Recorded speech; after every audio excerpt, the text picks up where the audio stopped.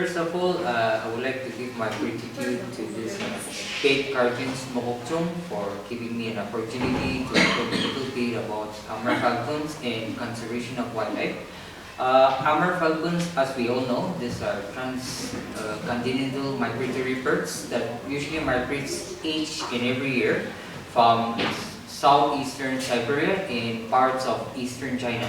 So usually what they usually do is they basically travels approximately 22,000 kilometers all the way from the southeastern part of Siberia, and they will usually stop over in India and they will continue on their journey traveling across the Arabian Sea as well as the Indian Ocean, and finally stop there in Africa, especially parts of South Africa and then Kenya as well as in Libya. So one thing is they usually migrate each and every year in order to escape the harsh winter conditions in parts of Siberia as well as in China.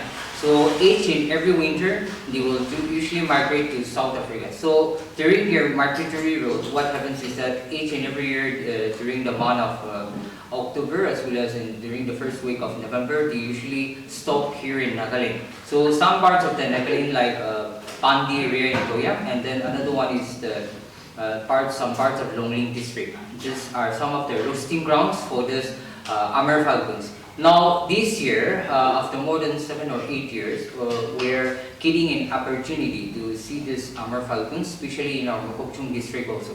And in the past 1 or 2 days, what I have seen is that some people are trying to kill this kind of birds. So what I want to appeal to each and everyone watching this video is that please try to stop killing this kind of birds, because this kind of migratory birds are very distinct, rare, and then another one is they also form an important part of the ecology as well as the ecosystem, because whenever we kill this kind of organisms or whenever we kill this kind of animals, one thing is that it usually disturbs the ecological balance as well as the food chain in the food web, and in one way or the other the final result is that it will usually affect the human beings. So stopping and stop killing these animals, okay? So one thing is, if we stop killing these animals, it will bring about the balance in our environment as well as in the ecology. So it is very important for us to conserve our wildlife. And another thing is that as an initiative from this Pet Guardians, okay, it's very important that each and every citizens of this Mokokchung district can also come and participate in this small project initiated by this Pet Guardians of Mokokchung.